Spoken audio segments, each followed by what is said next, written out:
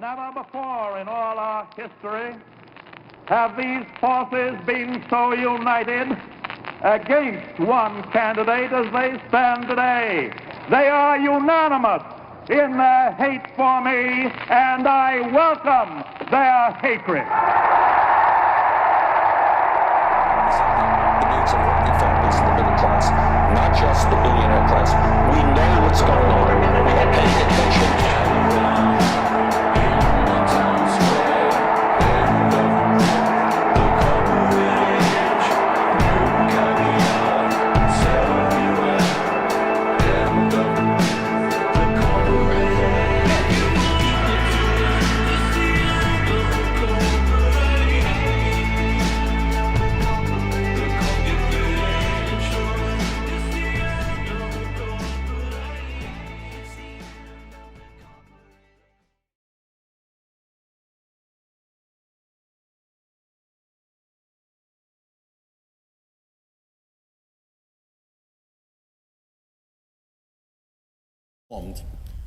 That the alleged shooter at the Republican baseball practice this morning is someone who apparently volunteered on my presidential campaign. I am sickened by this despicable act, and let me be as clear as I can be. Violence of any kind is unacceptable in our society, and I condemn this action in the strongest possible terms. Real change can only come about through nonviolent action, and anything else runs counter to our most deeply held American values. I know I speak for the entire country in saying that my hopes and prayers are that Representative Scalise, congressional staff, and the Capitol police officers who were wounded make a quick and full recovery. I also want to thank the Capitol Police for their heroic actions to prevent further harm. Thank you, Madam President.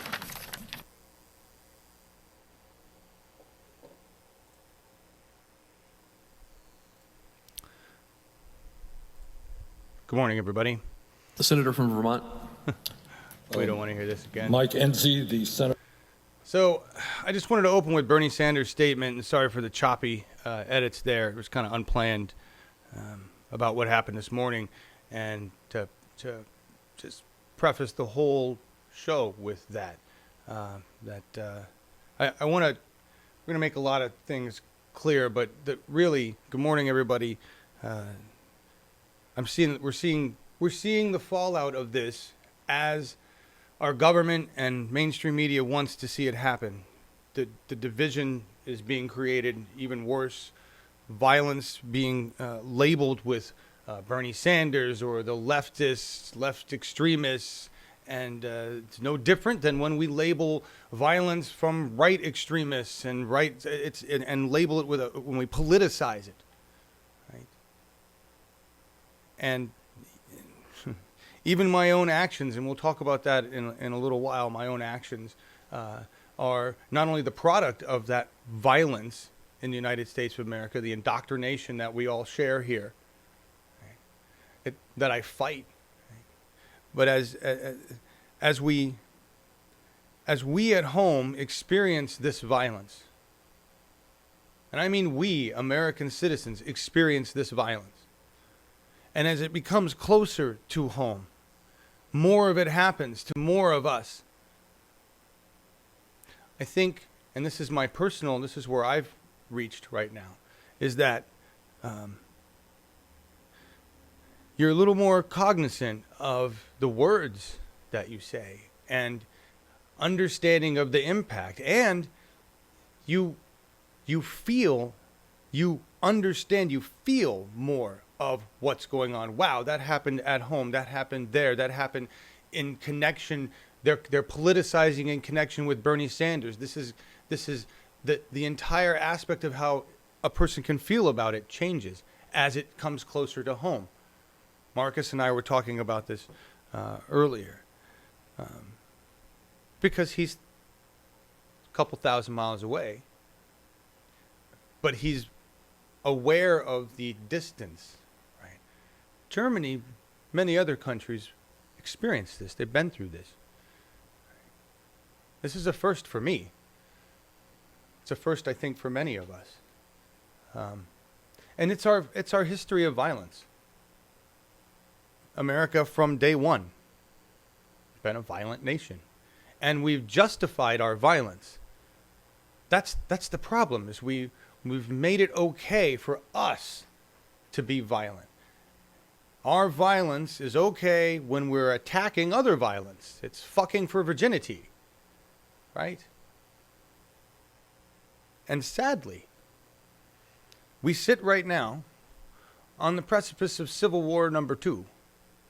There are extremists on all sides and all colors and races and religions and everything screaming for that civil war, saying it's going to happen and we're ready and we've got our weapons, because in America that's what we're given. We're not given an education. We're not given health care. We're not given true freedom. But we are given access to all the weapons we could possibly want. We have a history of violence. And right now we face the greatest challenge we've ever faced, and that is, can we win a war against an enemy that is violent in a battle that is going to be violent in many aspects, but is absolutely unwinnable with violence in any aspect? No matter how much I want it to be, but no matter how much my brain keeps coming back around to that as a solution, it's not. And that's the really frustrating aspect of this education in violence, is that it's hard to unlearn and relearn new solutions. But when something like what happened in Alexandria today hits you in the face, with a little more reality, a little more closeness as an American citizen, for me, it's going to be different for everybody else, but for me, then that's where wisdom hopefully sets in, and you learn and you grow.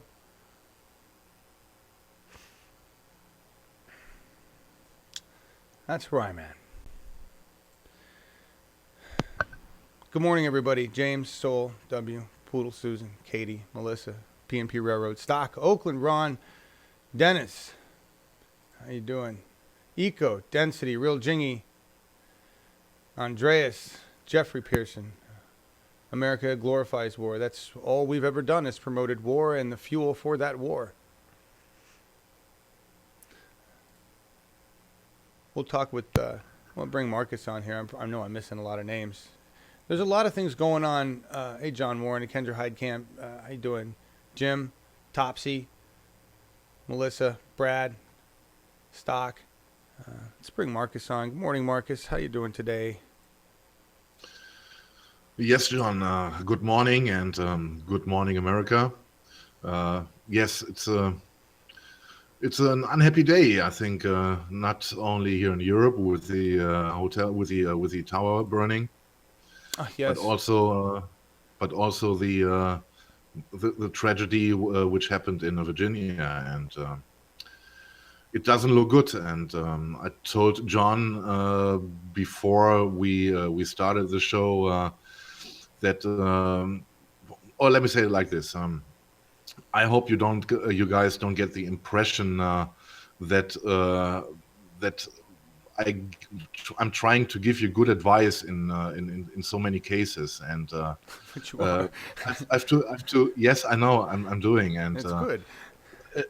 Yes, maybe not, but I want to kind of apologize, because I hardly can feel what you guys must feel, being confronted with all this, what is happening day by day for I don't know how many months now, 5, 6, 7 months, and the complete catastrophe, which gets bigger and bigger and bigger. how you guys can deal with this. And I want to apologize that you guys don't get it wrong, that I am here in Germany, in Europe, where things are a lot different than in the US, are sitting here and are comfortable, and I cannot feel what you guys have to feel. And I hope you guys don't get it wrong if I'm sometimes maybe talking too much about Europe and the differences with Europe, because it must be very, very frustrating. If I would be in your place and knowing about what's going on in Europe in comparison, and I don't know what I would do. And I certainly would not kill any people or trying to, but it would make me nuts. It would make me crazy. And yes, that's just what I wanted to say to open this. And good morning. That's so kind. I appreciate that. Your humility and wisdom is disgusting and irritating. No, just kidding. It's amazing, Markus. I mean, honestly, it's Yes. and Americans don't know how to react. I mean, that's where I'm at right now, is just kind of in shock. And it's because of my immediate defensiveness at your words, and knowing that I need to think of my own words and be cautious. I was so defensive, and that tells you something right there. You know, it's so thank you, friend. I mean, you're able to see things from a perspective over there, and I learn a lot from your perspective. The problem is I don't represent the majority of Americans right now. None of us do in this audience. And guys, the reason, look, there's a lot of things that are actually happening both in the world, but also with me personally, that we'll talk about a little bit today, that have to do with things in America and the way they are.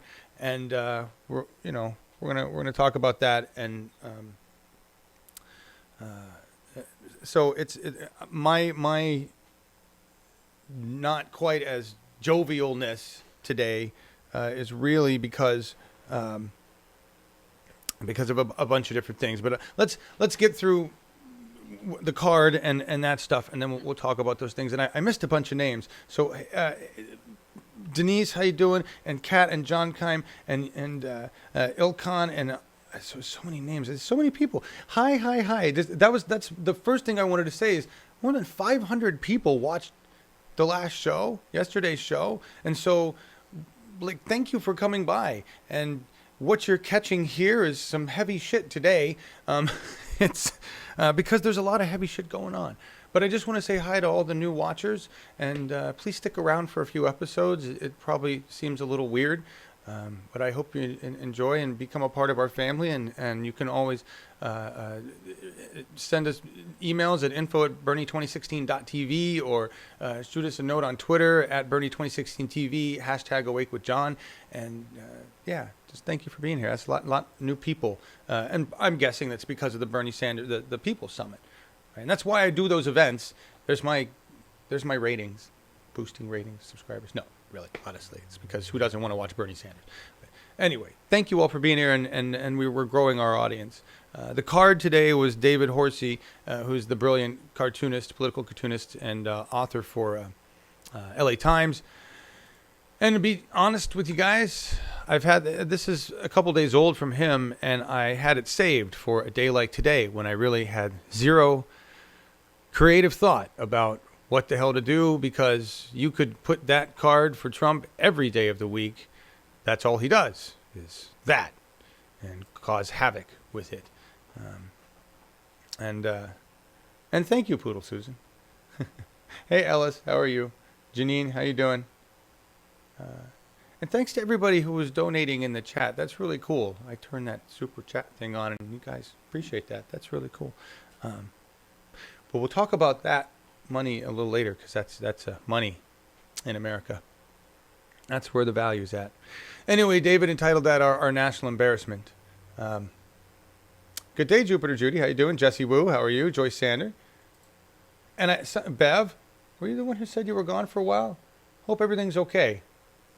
Hope everything's okay with everybody. I hope everybody that has some kind of a health issue right now, I just want to say I'm sorry, and I hope you're okay. I hope you're surviving. I mean, you're obviously not dead, but I I wish you the best with it. All right. That is to me, that is outside of climate change. American health is the biggest issue we have with our mental, emotional, and physical health, and it's affecting our violence. Right? It's violence is an outcome here of what's going on. So the top story is obviously what's going on in Virginia and Bernie Sanders, what he had to say about it. Also, what Markus talked about, which was the London fire, and I don't know any other details other than I think there's 6 confirmed dead, maybe more, and horrific fire. A lot of support had to go out there, and we just want to say, wow. Yes. You know. The last news I had about it, it was 12 people are dead, and I think it was over 70 are injured. And I read an article a few minutes ago about a fire brigader here in Germany, and he says this would never, I'm sorry to say this again, would never happen here in Germany, because our construction laws are much stricter than in most places in the world. And the problem with London, in general, it is capitalism is the reason for what happened, because they didn't follow the most needed security precautions. There were only 1 stairway and 2 normal elevators. There were no fire brigade elevator extra. There was no fire alarm system connected with any fire brigade, and the front sides of the building was not made of inflammable substances, and this was it was like lighting a paper, and those people never had a real chance. And on every level it was about 4 or 6 apartments, and you can imagine that you don't have enough fire brigaders to get all the fires under control there. And the main problem was that there was no extra elevator for the fire brigaders, because you have to imagine, if you are on level 20 and the fun starts there, I say fun ironically, then you are down when you climbed up to the 20th level. You don't have much energy left. I can tell you, because I once was working for fire brigader. Oh, really? Wow. Yes, for a short period. Instead of going to the Bundeswehr, to the army here. And wow. it is there were so many mistakes made there, and it was all on the cost of security. It was it was how's the cheapest way to build this and to get people in. You know? It's very sad. Capitalism seems to be a problem everywhere right now. No. And our thoughts go out to I've got no prayers for London because I don't pray, but my thoughts and intentions will go out to you. And I hope there's some actions that are taken to prevent this from happening in the future. Maybe putting people above capitalism. Unfortunately, the UK has now quite other problems. Nothing will happen there. Yeah. Well, we hear that a lot, you know. So just to wrap up the incident in Virginia, the shooter is also dead at this point. So we don't get to continue that saga. And in some ways, I'm glad. I really am. It's just so we don't get to continue to politicize it.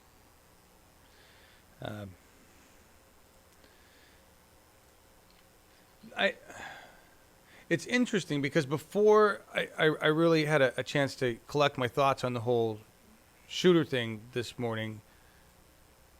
And I say shooter thing this morning because we seem to have a shooter thing almost every other day, at least weekly, right?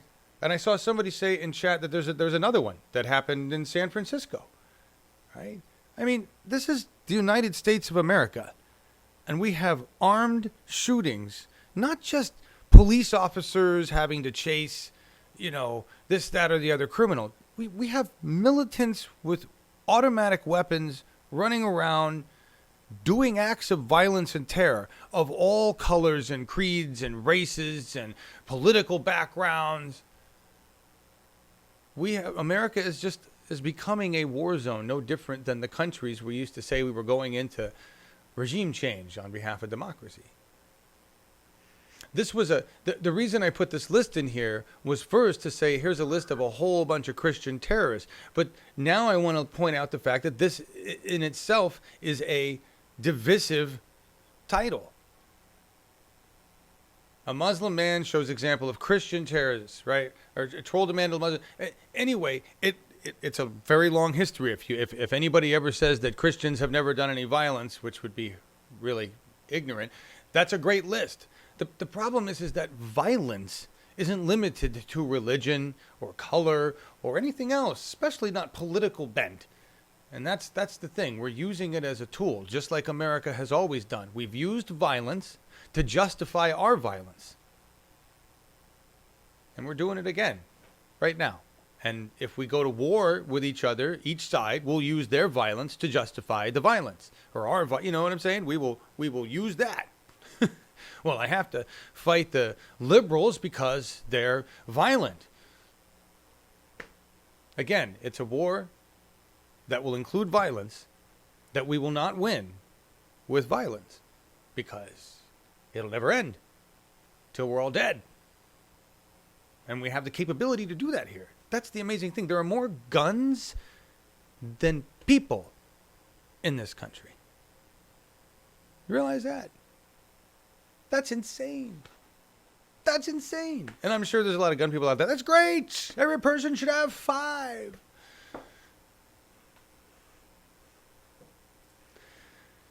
The business of war is good for Lockheed, though.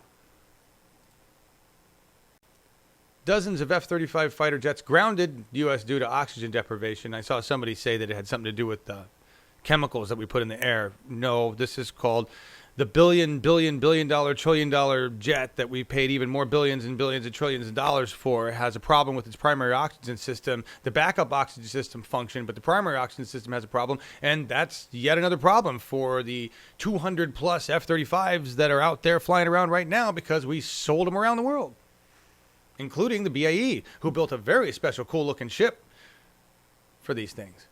Hope your guys don't run out of oxygen over there, UK.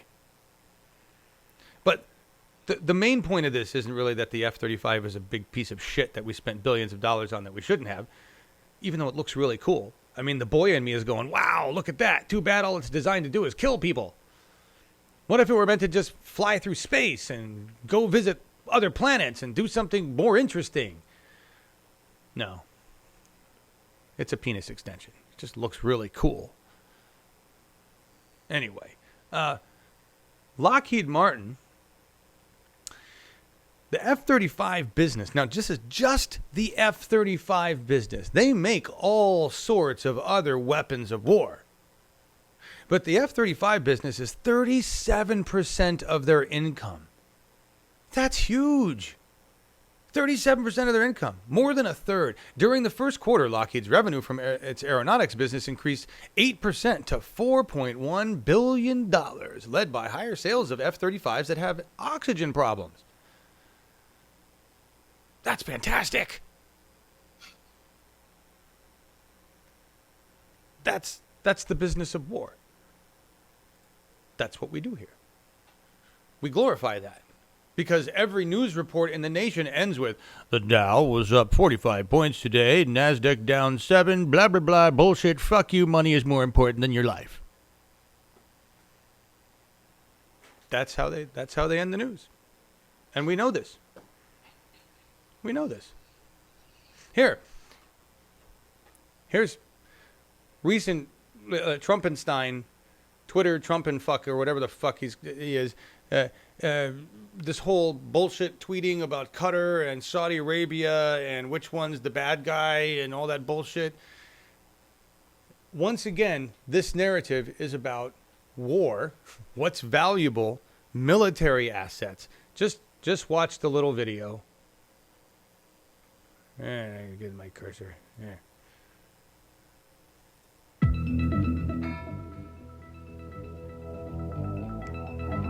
Sorry, podcasters.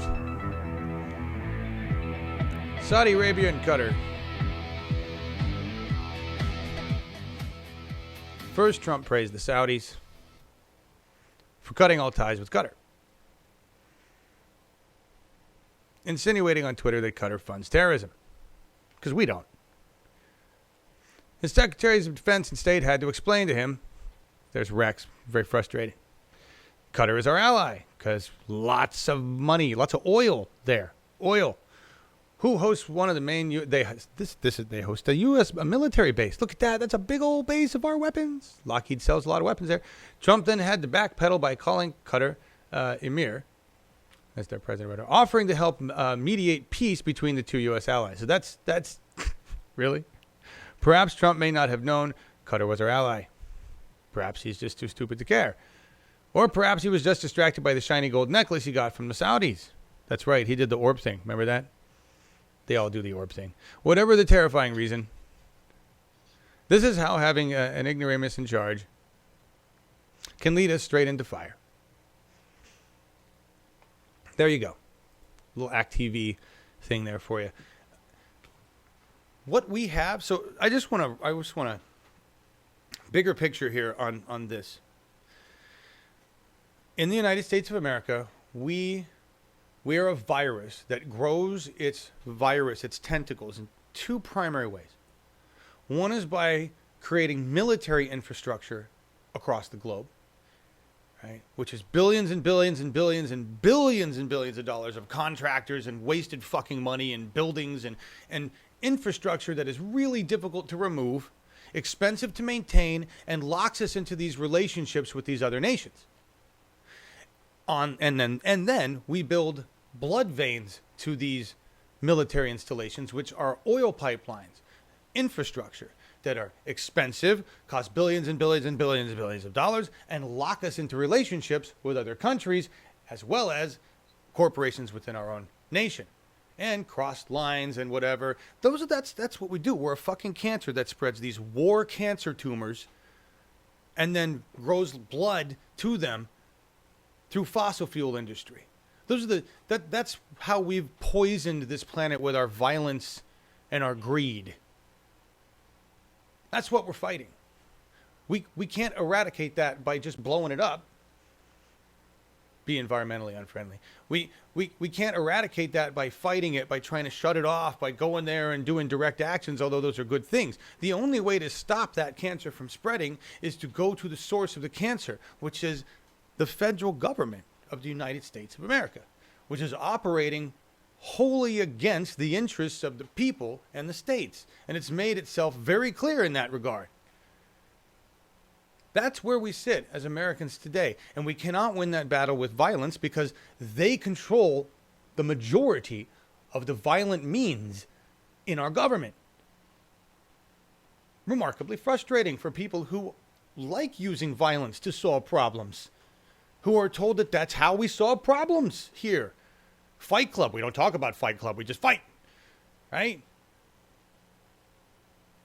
It's really frustrating. When you're raised, it's like, that's the tool. Got a problem? Beat it up. I don't know what to do next.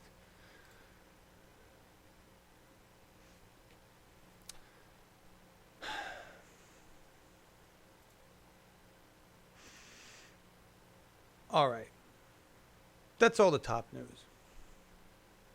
It's all tied in, though, with other things when we get there, too. Yesterday, you guys asked about the brace. We're going to talk about that because that's my insurance story. I'm one of millions of Americans who has the same problem because they had an original problem, which was lack of insurance. And we're going to get to that and what it means. Stock posts. Yep, the budget was cut, but military has the biggest budget and they don't have any accountability. It's ridiculous. As much as we saw trickle down as the failure in Kansas, we are seeing what a military first, education last, capitalist, profit over people nation looks like. Looks like us. And it looks like a big giant failure run by a bunch of stupid idiots who are violent and too stupid to realize how stupid they are. That's what it looks like.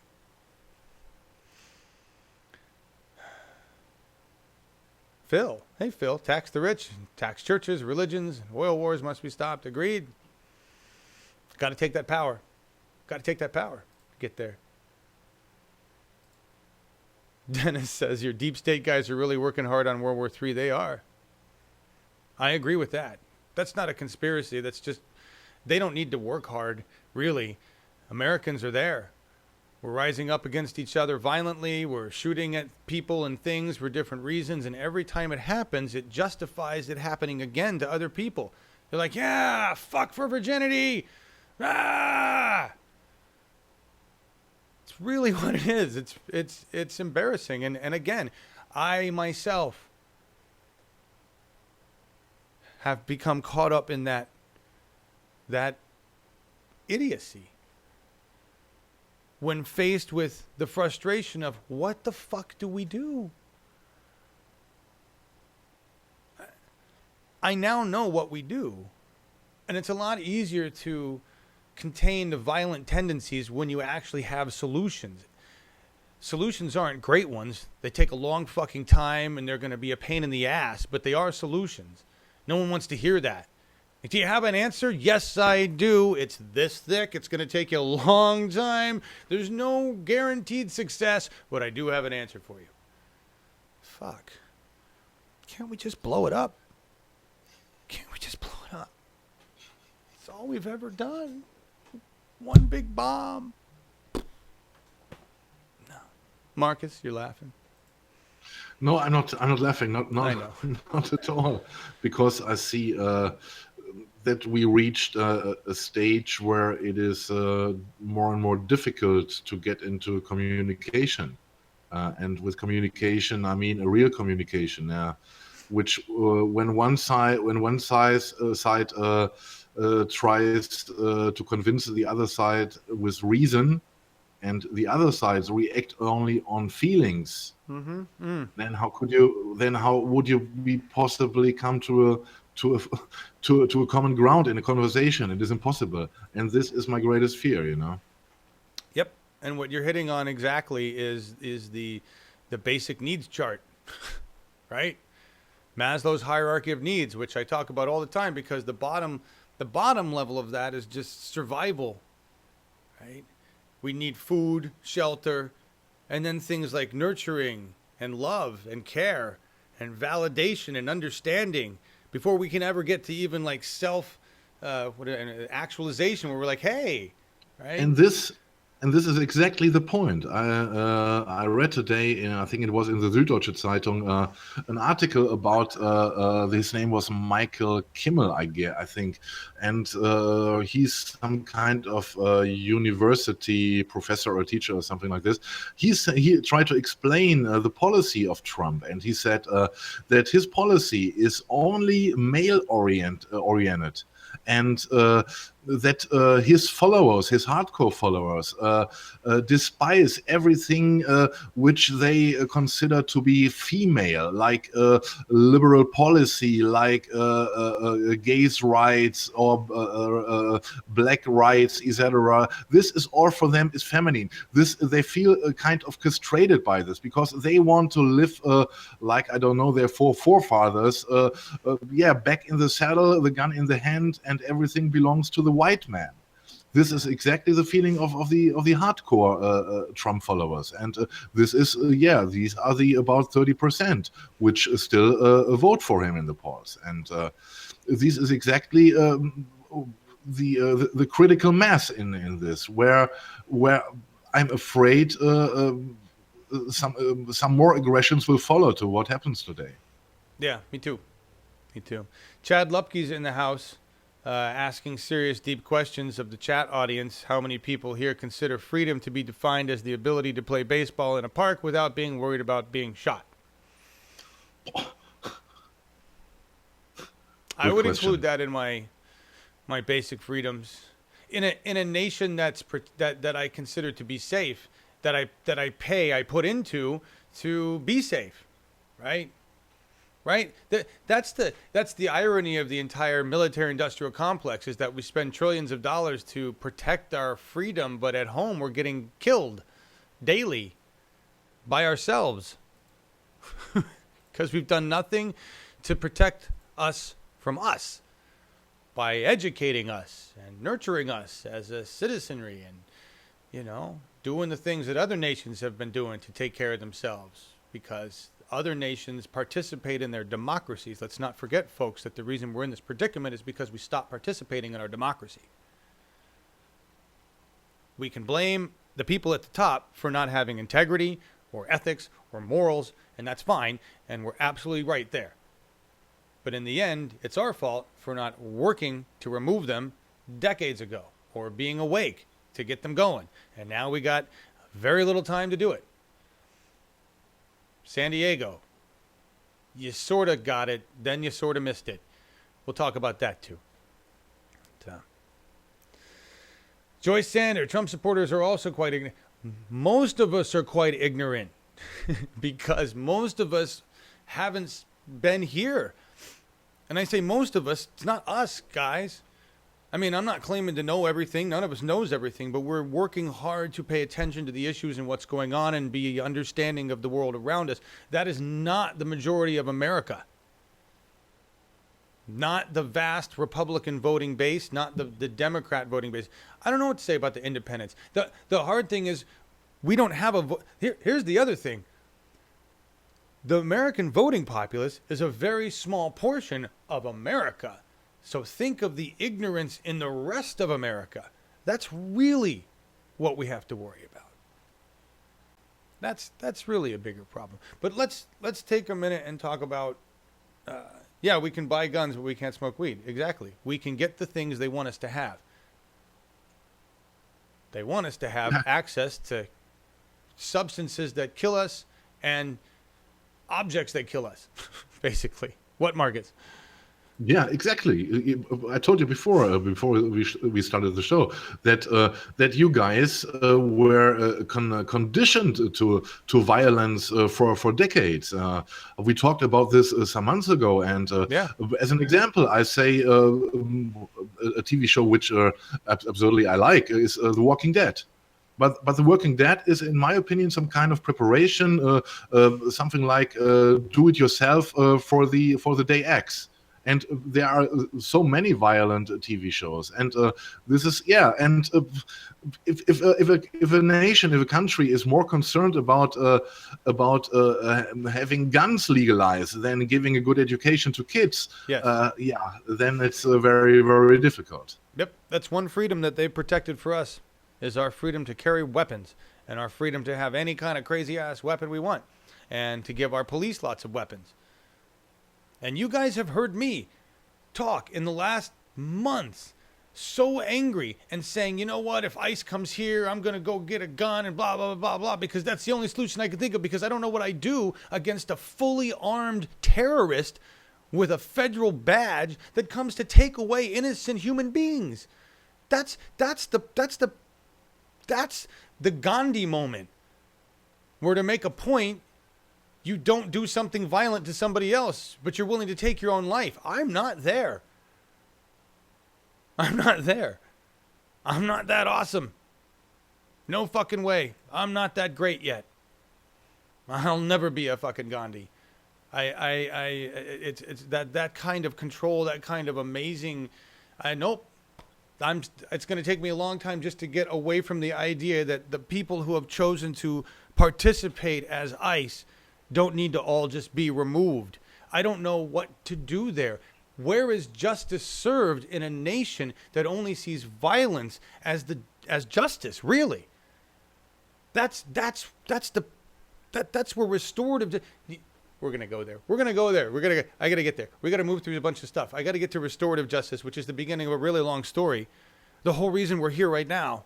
Restorative justice was something I was so passionate about because it was the solution before I saw that my nation was completely just disheveled in terms of democracy. I was like, we can make this work. We can make restorative. This is beautiful. This is how it should be. Look what would happen with peace in our nation when we use justice this way. And then I realized that it was such a small aspect of the bigger problem, and that we had to fix the problem. Our justice system is a symptom of. And I got really discouraged. But Scott Galindez did a great article on the People's Summit. We're going to move into that really fast. Thank you, Chris Bailey. I appreciate that. We all struggle with this, Chris says. What's up, Robert? Grandpa in World War II, dad Vietnam, son in Afghanistan, grandson in Africa. Jeez. Just dying, people dying for, just ridiculous. So we're gonna listen to Nina Turner for a little bit. Okay, we're gonna listen to Nina Turner a little bit, and then we're gonna listen to Naomi Klein talk about different aspects. But I want to point out, Scott posted this article. Please link and share and do what you can to help reader-supported news. We really appreciate that they are able to send Scott around to do things. The point of this article that Scott's got here, and I'm just going to skip down through it, is right here. The message we have to take from Bernie and Nina is to fight for the future and support the party that follows us. Okay? I want you to think about that. We keep talking about, we need another party. We need to get rid of the Dem party, enter the party, exit the party. We don't need the party. We're using resources within it. And in places where Green Party has access to voter data and all that shit, and independents have that information, we're using it. The purpose is to be able to use whatever resources and infrastructure you have. All right? That's all I care about right here. The people are the party. The people are the party. This is the point here. We, at the People's Summit, 4,500 people strong, made a statement that we are progressives. We represent hundreds of thousands of progressives across the United States of America. And we're telling you, Democratic Party and Republican Party and whoever the hell you are, that if you want our money, if you want our passion, if you want our interest, if you want our effort, you need to follow us and do what the fuck we say. We're not going to unify with you for the sake of unity. Those of us who call ourselves any kind of anything on the left are all unified against Trump. That's great. We can all be unified against that. I want to unify on the issues. And if you're not willing to follow us and unify on the issues, then see ya. We have the power. We know how to move the ball. We learned the last 2 years, and we're ready to kick some serious ass. And we're ready to move fast. We're going to move fast and do it right this time. We got 17 months to do it right. Not that we did it wrong with Bernie. We just had a lot to learn. We learned. And we learn fast. Millennials learn really fucking fast. They don't. Yeah, Mark, you know what I'm saying. I agree. Yeah, go for it. Yeah. Millennials are like, oh, we know the W statement. Fool me once. Yeah, fuck you. I'm done with that. I'm going to code around you. We saw it just in the UK. Yep. The Corbyn win was the millennials. Nope. Yeah, I mean, exactly. That's we saw that power right there. That's the power we're talking about. That's the power we're talking about. We don't need to follow a political party. The movement must continue to move forward and not wait for Democrats. Amen. In my county, which our Democratic Party is solid in some ways and a mess in many others, I'm going to work with those people, not because they're in the Democratic Party, but because we share common interest in the issues and our beliefs in how they should be resolved.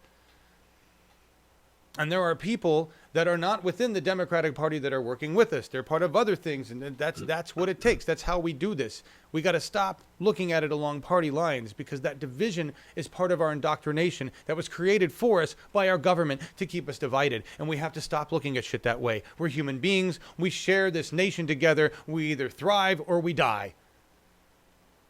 That's it.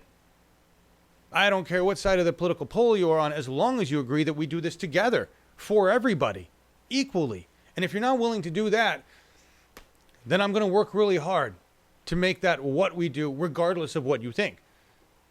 That's what this is. Majority rule, really. That's what it's come down to. We don't have to wait. You take over what you want, get into whatever party you want, do whatever you want with a group of people. Just stick with the issues. Stick with the candidates that are sticking with the issues, regardless of party. It was the clear message. And we don't need, as much as I say we need, like down here, the reason I keep harping on we got to work with the resources of the Democratic Party are simply because there are a lot of resources within the party. It's a ghost ship. It's ready for the taking. I see an opportunity when I see it, folks. Remember? That's what I do. I look for Legos. And if you want to talk about my particular talent, it's looking at Legos and how they can be networked differently to create a different outcome, a better outcome, make a better machine, right?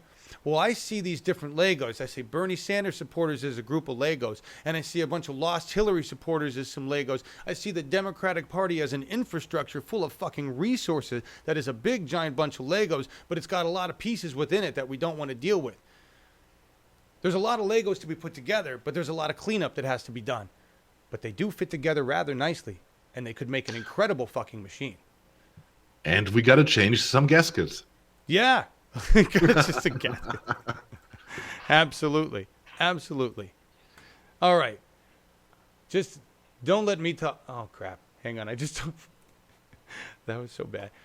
I click on tabs to go to the next thing, and I misclicked because I'm wearing this goddamn thing.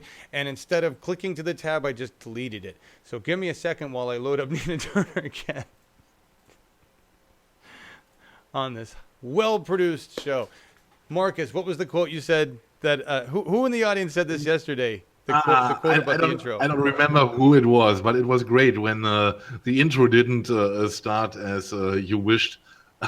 He said, what did he say? Fucking up the intro is the intro. Yes, fucking up the intro is the intro. Thank you for that. Great one. That is very true. So does that mean when I get the intro right, it's literally fucked up? Anyway, let's take a moment and be inspired by listening to Nina Turner. I think the part I wanted to catch this on was the part where she talks about, where she says, I wasn't going to talking to Democrats, but I am talking to Democrats. I'm pretty sure this is where I catch this. And I just want to listen to her for a little bit and what she's talking about. I hope yeah, her entire speech was absolutely amazing. And somebody else pointed out in the audience, I want to bring this up too. Ben Jealous told a personal testimony story about Jeff Weaver, Bernie Sanders, and being on the campaign trail that was absolutely bone-chilling. And I am going to find out. We're going to play that back tomorrow, I think, because oh yeah, that's a story about dealing with. I mean, it's huge. Anyway, Nina Turner.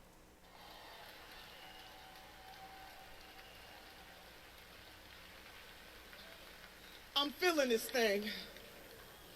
I just read an article the other day that talked about the prison system in California and the fact that it costs more money to imprison folks, that with that same money we could send folks to Harvard University with these hands.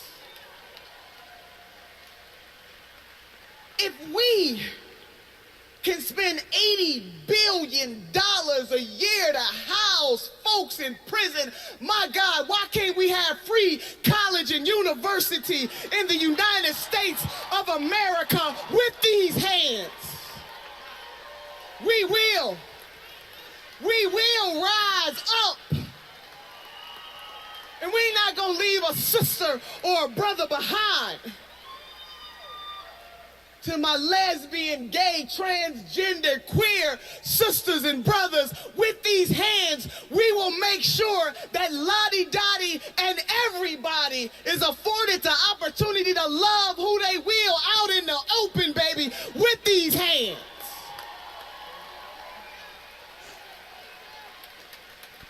We can't leave a sister or a brother behind. And it just boggles my mind how people who hold the people's power neglect to work on behalf of the people. It is not too much to ask. And for my millennial sisters and brothers, and the young people in the house who showed us in 2016 what vision looks like. It is not by happenstance that Senator Bernie Sanders received over 2 million more votes and support from the millennial generation, the most diverse generation, the largest generation in the United States of America, because they see what the future looks like. They got a vision for what the future looks like, and it is a future that never leaves anybody behind. With these hands, sisters and brothers, we will rise up. And this is not just about the family is together, but what this summit is about is the family getting together, planning together, and taking the power together with these hands. And now we gotta leave this place and really do the hard work. And it is good for the family to get together, to be refreshed, to be renewed. But we have to go back and do the hard work. And whether that is you yourselves running for office or supporting somebody, whether it's you deciding that you're gonna adopt a school or adopt a student. See, none of this stuff is complicated. It is very simple. You see, titles are good. They get your phone calls returned. They get you in the room. Titles are good, but purpose is better, baby. Purpose is better. Purpose is better. See, I know a whole lot of titled folks who won't put anything on the line for the next generation. All they care about is the next election. But we are living in a time where you got to care more about the next generation than you care about the next. You got to care more about the next generation than you do about the next election with these hands. And I remember my sister, Roseanne Damaro, the baddest.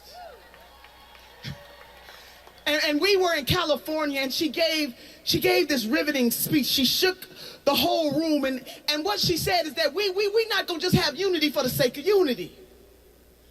We're not just gonna go along to get along. That is the moment in time that we are in right now. And what is happening in California, although it is seen as the most progressive state, it is one of the most progressive states. Washington State is one of the most progressive states. But when we go down deeper, we find out that there are some things that need to change, some things that need to happen, some more stuff that needs to be done. And see, I wasn't going to talk about the Democrats, but I'm going to talk about the Democrats. I wasn't going to go there, but a sister got to go. I got to go. Because the Democrats are the party who's supposed to stand up for the people. Yet you got to beg folks to pass Medicare for all in the great state of California, where Democrats are in control, not the Russians, not the Republicans, but Democrats.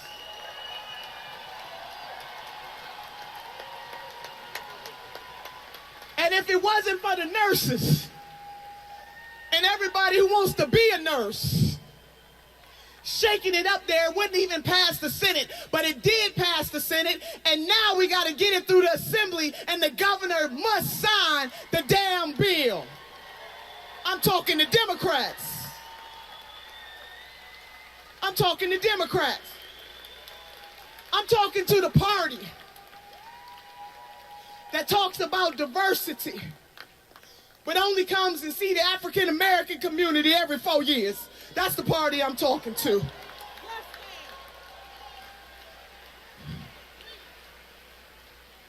I'm talking to the party that has yet to elect an African American to an African American woman as a governor in the United States of America. I'm talking to Democrats.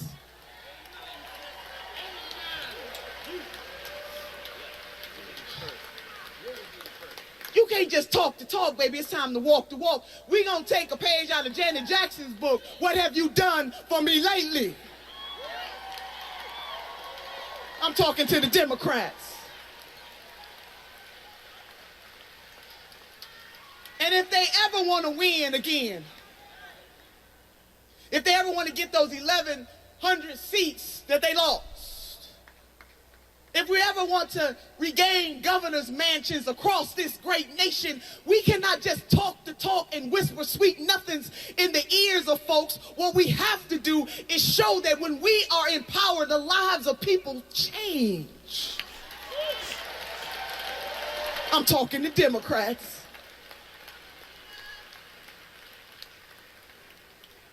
Now, to my progressive sisters and brothers, It is not enough for us to be right. We got to win some elections. Y'all hear what I'm saying?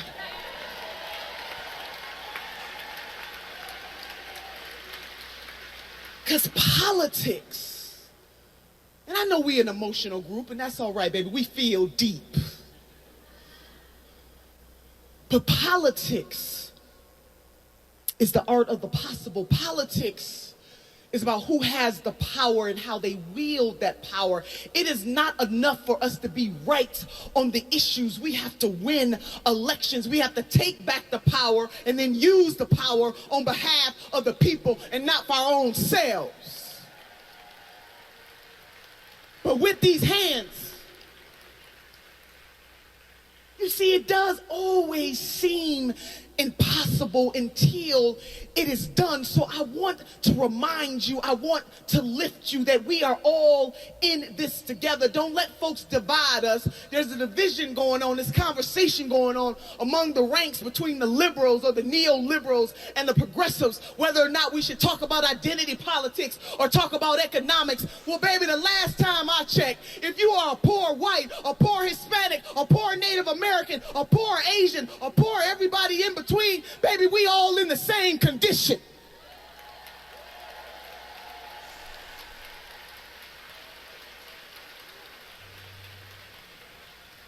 But what I do need my white sisters and brothers to understand,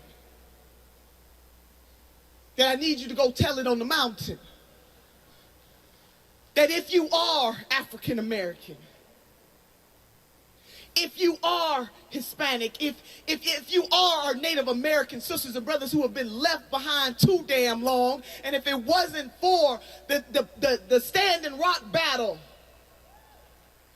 that brought them back to the fore, we should never lose sight of the struggle of our Native American sisters and brothers. But if you are those people of color, what I need our white sisters and brothers to understand is that the struggle is just a little harder.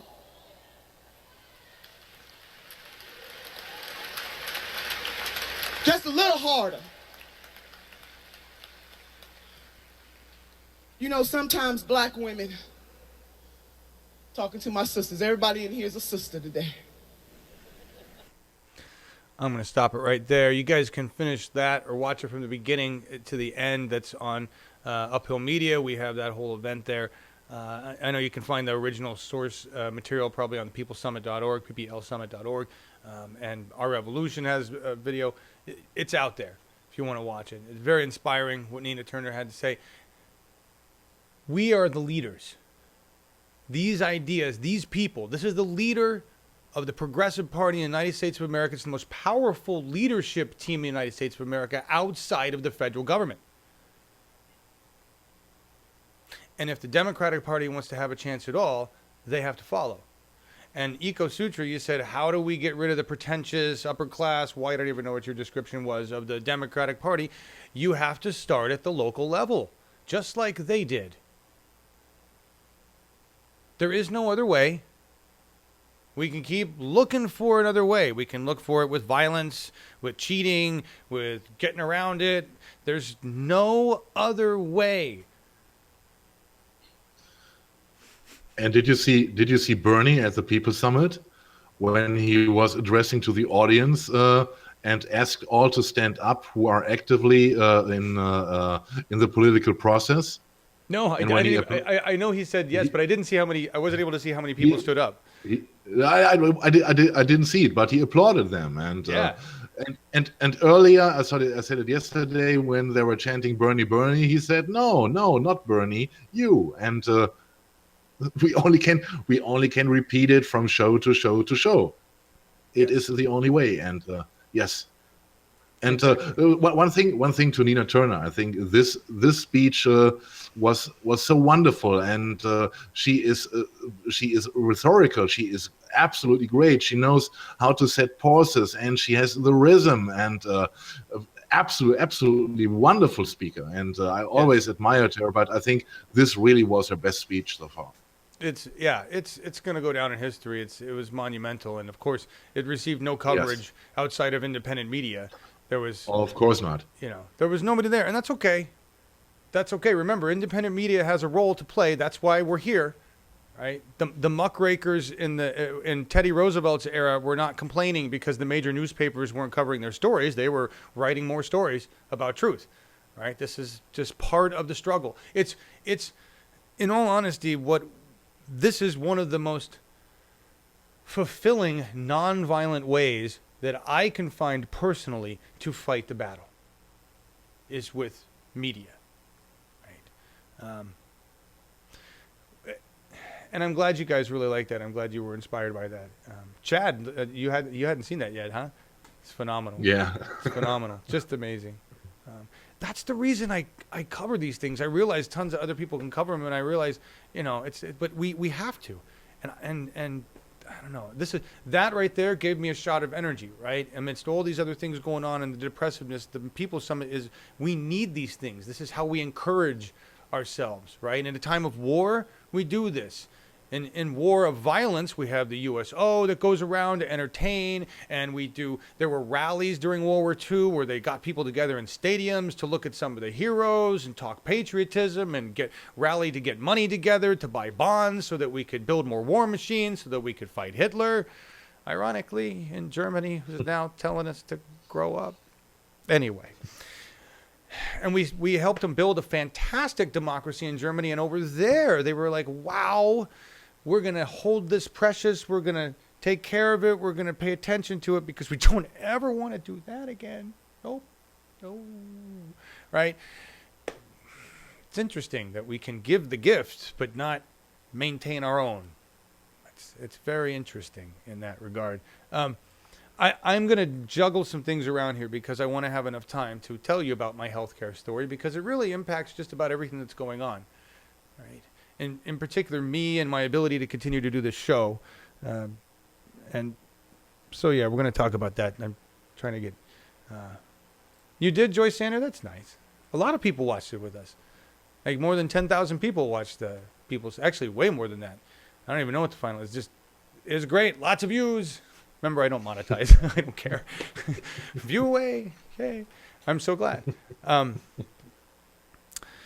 So this is a story about American healthcare. This is a story about a failing of our system. I'm going to take full responsibility for the condition of my body. All right. And the two injuries that occurred to my arm that have put it in the shape that it's in and where I'm at. I haven't had health insurance for 10 years, 9 years. Last time I had health insurance was in 2008. It was with an employer that was a really great employer, really good guy. But the day after I got out of the hospital from a serious injury, I lost my job. He laid me off. Luckily, I had insurance that covered me through that time period, or I'd be dead. And the injury that happened back then was really bizarre. It was stupid. I lifted a lawnmower the wrong way and caused I don't know what they call it, basically exploded my disc between the L4 and L5, herniated or ruptured or whatever was the term. I didn't realize this. And I have always been a person who likes to try to stay in shape. Now, at the time, I was overweight and I was lazy and I was actually drinking at the time.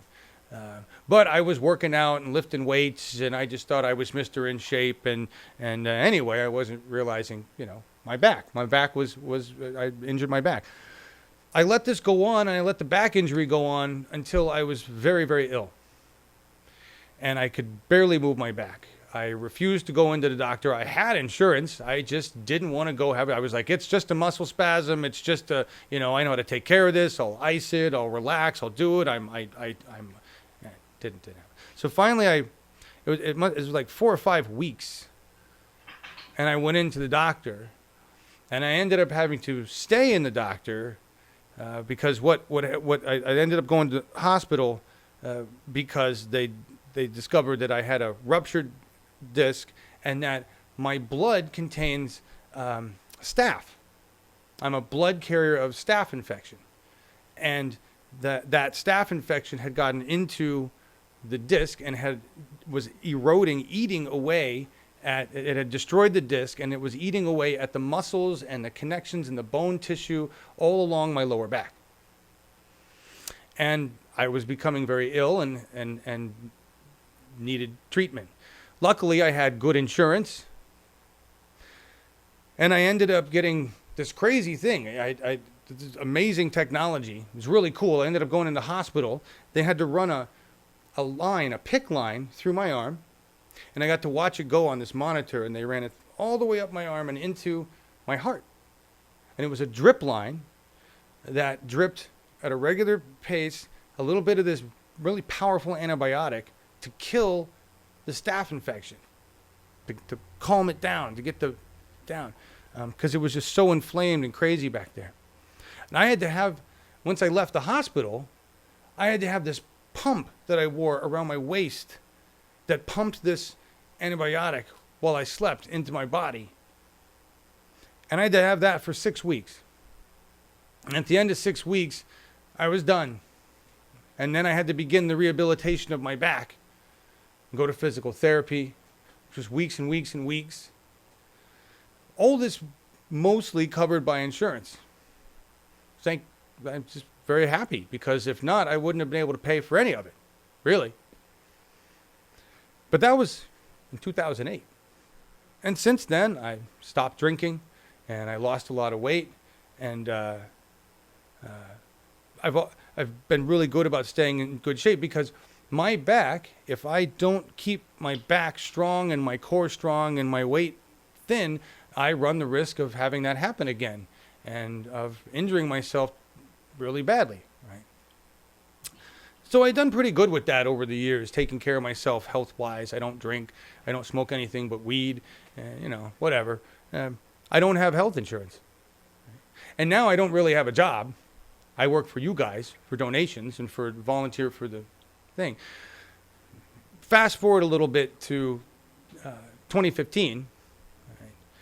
I knew I had some kind of carpal tunnel going on, because I've been working on computers for years and years and years, and I just figured at some point I'd have to go do something about it. Never really thought about insurance or whatnot. So that's always been bugging me. But in 2015, and I'll dispense with the long story about why and how, we're not even going to talk about that, but for those of you who know me from the channel know that I took a trip to Costa Rica. And before I took a trip to Costa Rica, thank you, Mom, for paying for that trip, because Mom paid for that trip. I wanted to get my scuba diving certification, because it was a lifelong dream of mine. And I did. But during the qualifying up in Puget Sound, I crushed my hand between a rock and my tank. And so during the qualifying, I was in severe pain. And when I got back, I didn't have insurance. And I went to Zoom Care, which is a general provider for basic stuff. Cost me $100 to go to Zoom Care, cost me $150 for the x-ray, and then they basically said, there's nothing we can do. You have a giant blood clot in your wrist. It'll go away over time. You may experience some discomfort, but other than that, there's nothing we can do about it, and we don't see anything broken. What it did, though, was exasperate the carpal tunnel and the compression of nerves and whatnot going on in my hand, and made it remarkably more painful.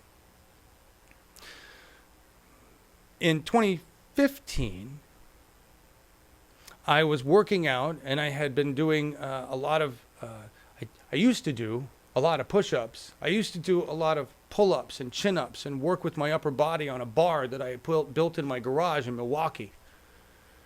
And I was really enjoying that until one day I was doing pull-ups and my shoulder made a horrible sound and it hurt really bad.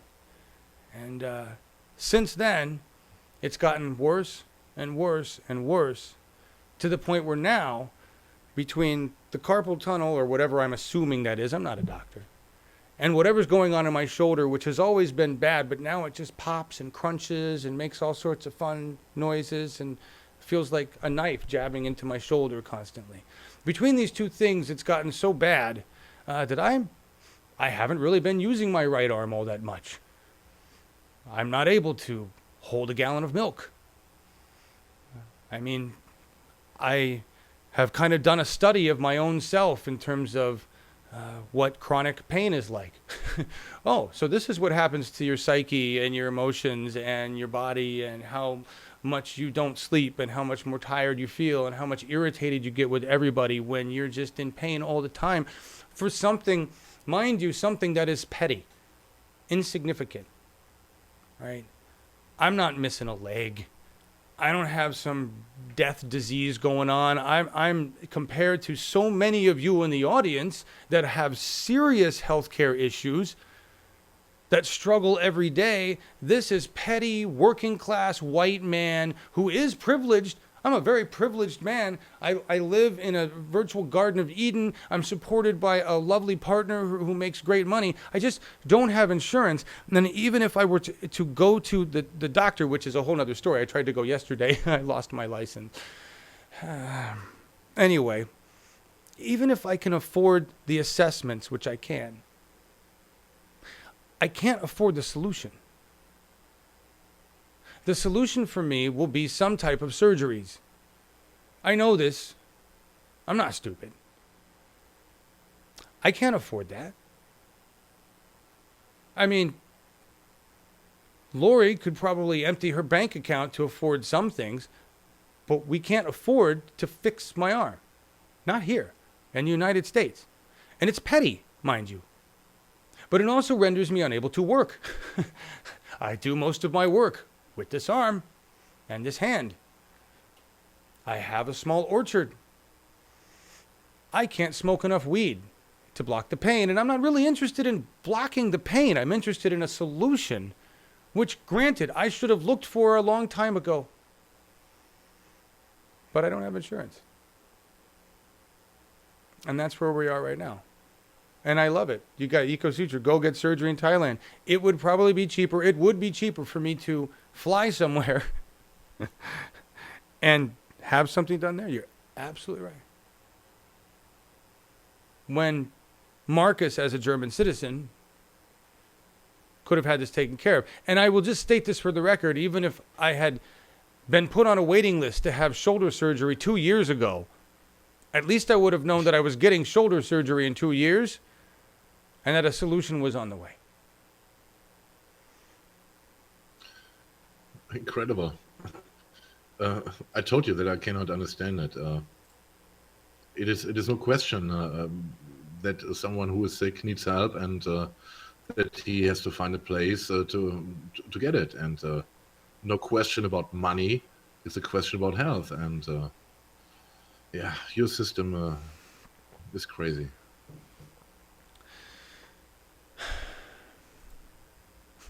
Come to India for surgery. I know, Stock.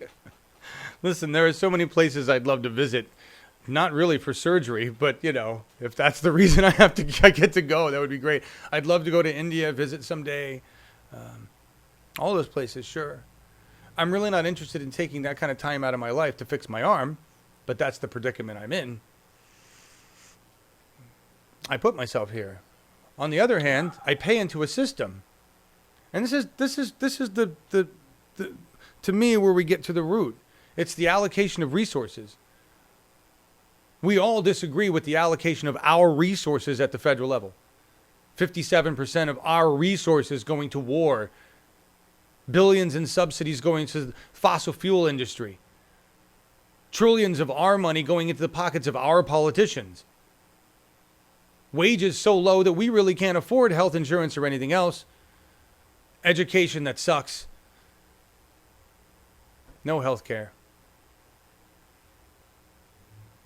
So whether I do it right-handed or left-handed, and I am getting really good with my left.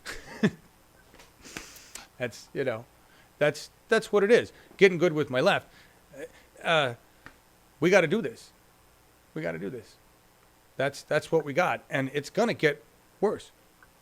Not just for me and my arm, it's going to get worse for all of us here in America as insurance is taken away, as we have less and less money to take care of ourselves, as the environment continues to get worse and makes us sicker.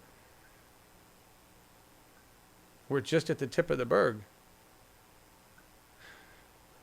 Which is why I get really impatient. It's amazing how much more impatient you get when you're in pain about things. in general, with people and everything. It's amazing. And yeah, oh, believe me, Poodle Susan, I go through tubes of arnica. I'm not a bad doctor. My mom was a nurse. I know all about home remedies. I took care of my 8-year-old son's asthma with stinging nettles. Right? I know how to do that stuff. I know how to take care of my body. I'm beyond the scope of my abilities because I cannot do laparoscopic surgery on myself. I cannot inject cortisone. I cannot do a full assessment of my shoulder socket. I just know that it terrifies me when it makes sounds and hurts and shoots pain up my arm. And I know that comparatively, it's not much. That's the thing. It's like, shit, if I were in Germany, it would cost me maybe for a visit, maybe not. I don't know. I mean, it's so fucking ridiculous. That's the thing. It's so ridiculous when you think about it. But in the end, it's really by design. And that's the thing we have to remember is we share a common enemy here. And that enemy lies at the federal level.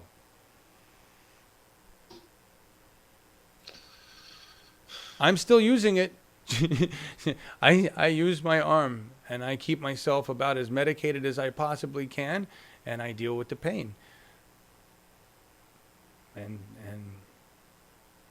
you know, I appreciate that, guy. I appreciate that. Listen, the point of this wasn't to have a pity trip for John. The point of this was to talk about the what we have to do, that we're left with these actions, and we're going to get in worse shape over here in America, so we better get going on it. All right? We better get going on it. I'm not even going to talk about that. I'm going to move. This is what I was talking about with San Diego, everybody. I love you, San Diego. I think you have the best intentions. And when I read this, I was like, yay, another city that's going to go complete clean energy, clean electricity. Okay? That's it. Here's the thing. First of all, they're just committing to clean electricity. 100% clean electricity. But, and it's the proposal won support from Republicans, Democrats. But there's a reason why. It's because their plan calls for doing this in 20 years. 18, really. I'm sorry. And here's the thing. They're saying they're going to get levels of carbon, whatever, down to 2010 levels, which doesn't matter, but down to 2010 levels in 18 years. We don't have 18 years, folks. I love you, San Diego. I think it's a great proposal, but we don't have 18 years. We just don't. Louise says, I currently have Medicare, which will pay for anything. My brother has 2 kids on Medicare, and he loves everything Trump's doing. Still. My brother. Anyway. Jeanette says, you guys have to organize massive protests, seriously demand single payer. It's being done. By the way, Jeanette, just a curious question. Are you living in, you're not in the U.S., are you? Because Marcus, I was confused about that. Jeanette, you're in your country, right? Denmark over there? I think she, as I understood right, she is now living in the U.S., but she grew up in Denmark. But maybe she can correct me if I'm wrong. Yeah, let me know. You can get rotator cuff surgery for about $3,000 in India. Okay, that's what I was figuring. I mean, I don't know what the cost, but that's what I figured I need. Someone to go in there and make it all nice again and do all those things. I'm again, just another guess. But yeah, $3,000. I couldn't get an MRI for $3,000 here. Jeanette is living in Denmark. Well, good for you. You guys have good health care too, don't you? Goddamn Denmark people. I think the Denmark people cannot complain. No, I don't think so. Well, they can complain about sea level rise thanks to us, but other than that, they can't. You guys, the water wing industry over there are going to be huge. Actually, I remember covering a story where you were doing some really cool things about how you're getting rid of your seawater quickly. Planning for the future, one of those weird things Europeans do these days. Proactive crap, I think. Thank you for letting us know. Cayenne is good for pain. Also, clove. Here's the thing, guys. I'm beyond pain masking. I can take pain. I mean, I'm not a. I can take pain. Let's put it this way. I spend a lot of time as a drunk on streets and doing other things. I can handle pain. It's not about that. I just can't mask it forever. I can't, and there's nothing. I'm not going to take opioids, right? I'm not going to go the pharmaceutical route on things either. So, but anyway, not even the story. Anyway, moving on. We're going to end on time because I'm going to skip things. This is just penis first, really quick. Of course it happens, but I don't even know why this could happen. Kamala Harris keeps getting man-interrupted, and the internet can't help but sigh. Everybody, every goddamn penis first male in our government feels that they have the right to interrupt a woman like they're a second-class citizen, or stop them from talking when they go too close to the truth or ask questions that might make a man feel uncomfortable. It's unbelievable. If anything, please, women, rise. I'd rather see a full Congress, 100% vagina Congress, or woman, whatever gender alignment you go with. Seriously, there's something to be said, and I've said that many times. I've said this many times. When you look at humans, the animal, regardless of whether we're functioning as hairless apes or we've evolved beyond, in general, women, caretakers, thinking more in that way, men, the defenders, right? Violence, testosterone, estrogen. It's just animal basic instinct. It's all there. It's general. We need some more caretakers in government. Doesn't mean that men and women can't both have those traits. I'm just saying, in general, historically, throughout the history of mankind, this is the way it has been. Please, women, run for office. More women in office, please, everywhere. Please. We will help you. I want that. I want to get the penis first out of our government. That would be so nice. I think this will lend to the end song, since the end song's so weird. Marcus. And I just realized I didn't even... yeah, you picked it. It's bizarre. Just going to say that. It's good stuff, though. I forgot to load everything up. This is how distracted I've been. All right. Okay. But now I have it. But we're not quite there. We're going to talk about some sciencey stuff. All right. We're not quite there. We've got 5 minutes. I'm not even late yet. I'm not even late. Not even. I'm not saying anything, John. Everything is cool. Sure. I'm not defensive either. God damn it. No. Yeah, exactly, Eco. MRI costs around $5,000. And then a CT would be around $10,000. And if you want to get a PET scan, fuck that. That's off the charts. Ridiculous. Yeah. Absolutely ridiculous. Yeah. But, we've gotten it down to X-ray for $150. That's not bad. But this is cool. Biosensing tattoo changes color when your blood sugars level change. I could use something like that. I have my blood sugar changes rapidly if I don't watch my diet. And I think that's a good idea for that. There you go. Just sciencey stuff. Cool. It's like mood rings, except for something important. Anyway. You do it where it tells you you're enraged. Wow, you're really pissed, man. Look at your tattoo. Your Bernie is all like red.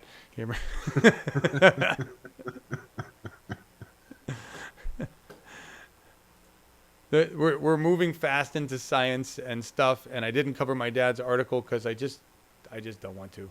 We covered enough heavy shit today.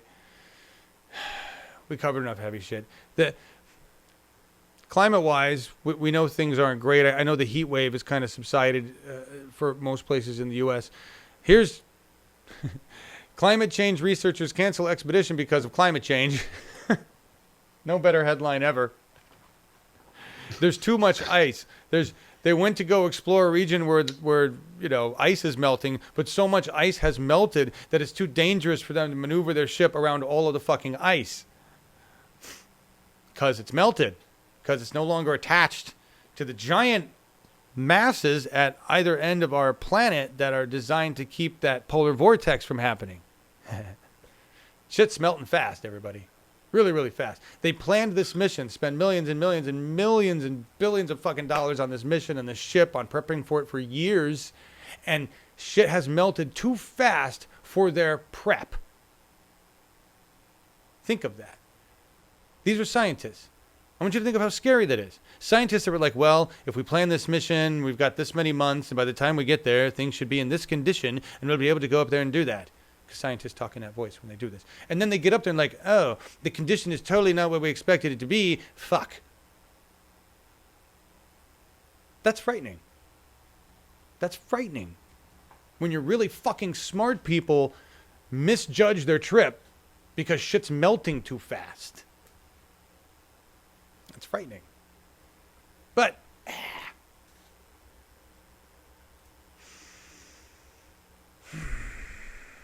another shooting? What? No. Are you talking the San Francisco one or a different one? Who are you going to call ice blasters? Just a quick aside. I don't know how many of you still watch or have ever watched Deadliest Catch. The show about the crab fishermen. You ever seen that show, Marcus? What show? Deadliest Catch. Nope. What is it? How many out there in the U.S. audience are familiar with the show Deadliest Catch? It's been running for like 10 years. At least 10 years. And 10 years ago, the waters were cooler. 10 years ago, climate wasn't as bad. In 10 years, we have witnessed the beginning of the downfall of the crabbing industry. Because this latest season on Deadliest Catch, they have had to go all the way far. They've like hundreds and hundreds of miles past their normal grounds to find crab because the crab are moving north towards the pole to find colder water that they like.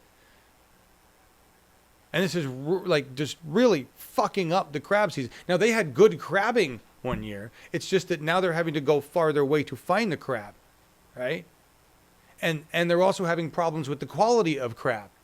We're starting to see, I mean, this is a show based on the great industry of crabbing. And we're watching climate change affect the industry, brought to you by the Discovery Channel. But they're not really talking about climate change on the show. They just got the gnarly old captains, you know, the Time Bandit. I met those guys, by the way. Anyway, they you know, the water's warmer, so we're going to have to move on up to all the way to fucking Russia to go get our crab. God damn it. Let's go get it. It's just part of the show. In America, climate change is used for ratings, not fought against for the sake of all humanity. And insurance is something not all of us need, while weapons is something we will always need for everybody, whether you're a school kid or a preacher or whatever. Anyway. Border of Russian waters, you talking about it? Yeah, exactly. Go mostly vegan, Mo says. Okay, so it's just breaking, shooting at Flatbush and Atlantic in Brooklyn. Jeez. And wasn't there another one? So that's like, this can quickly spiral. I mean, it really could. We've already seen it start to spiral a lot faster, and so I'm just going to say this right now. I absolutely understand that I have spent a lot of effort talking about violence and dealing with my own. And at this point, we all have to be much more careful about the words we use. Because even those words can be, right now, they're way more inflammatory, they're way more aggressive than they would be in the past. I mean, we've got a lot of violence happening, a lot more rapidly, and we've got people using people's words as reason to enact that violence, and that includes my own. So for the sake of not promoting any more violence at all, I have to be careful. We all have to be careful. Right? Absolutely right, John. This was very important to say. So, how do we stop the war machine, Jilly Love? With Jilly Love. I know it sounds trite and cheery, but we stop it with brains. We stop it with consistency and persistence and action and organizing and focusing on working together and common ground and not being divisive in any way whatsoever. And that means I will continue to work here locally regardless of what is happening and regardless of how the situation may seem, because I've got nothing else. This is what I've got. Hey, Americans, this is all you've got left. You've got your local democracy. That's it. If you want to retain any power in your country, go grab it. It's there for a while. Tell us about the end song, Marcus. All right. Good connection after what happened today. We go out with Clint Eastwood and General Saint. And I don't know if you guys know the real Clint Eastwood. He's a musician, and he was successful. He was a so-called one-hit wonder, if you want so, and he was covering a song which is called "Stop That Train," which is an old ska song from 1965 from a band from Jamaica, and it was covered numerous times. And I liked this version very much. This is more reggae version. And there's not much to say about Clint Eastwood and General Saint, but I can remember because I have this record down in my basement in my closet. When I bought this record and I saw it in a music shop, and I was looking for some other stuff, and I saw this record, and I thought, wow, Clint Eastwood, this name is so funny. And I was curious. I wanted to listen to it, and it was exactly this song, the extended version of Stop That Train. And I hope after this horrible day, you guys come a little bit down and relaxed, and and chill to the music. And hopefully tomorrow there will be a better day with better news. And and hope to see you tomorrow. And thanks, Marcus. Hands And up. as always, you educate me with music from my country that I've never even heard of. So I love that. He's from the UK. Oh, is this the UK? Is this the UK? Okay. Let me see. I'm not sure. He was born. I mean, Melissa H says she's heard it. Oh my gosh, she says I remember Clint Eastwood, the musician, right? Because we all know Clint Eastwood, the other guy. Yeah. Melissa knows her stuff. That's cool. Very cool. All right, guys. Thank you so much for sharing this with us, Marcus. Everybody out there. You're welcome. Yes. And we'll see you tomorrow on Awake. Yeah. Next train will be leaving from platform 1.